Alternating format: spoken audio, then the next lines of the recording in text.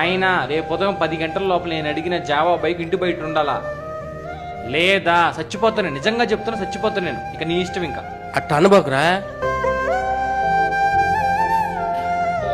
పిల్లోడి సంగతి ఏం చేద్దామండి? ఏం చేద్దామే, కొనియకపోతే చచ్చిపోతాడేమని భయం, కొనిస్తే ఏమైపోతాడని భయం. ఆ నాయనగా ఎప్పుడు భయపడతానే ఉన్నా. కొనివ్వాల్సిందిగా, ఇంకేం చేస్తాం.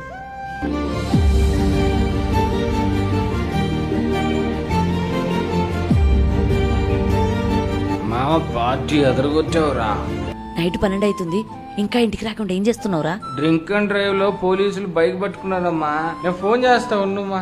వీడు పడిపోయేలా ఉన్నాడు, ర్యాపిడో బుక్ చేసి ఇంటికి పంపించేయి. ఏం చేస్తున్నాడమ్మా మీ ఆయన? పడుకున్నాడ్రా. బైక్ పట్టుకున్నారు కదా, రేపు మీ ఆయన కోర్టుకు రావాలా? మీ నాయన పనికెళ్ళాలి కదరా. ఆయన ఏదో కలెక్టర్ జాబ్ చేస్తున్నాడు, చెప్తావా నువ్వా? ఓ ఇక్కడాబు ఎంత అమౌంట్ అయిందా?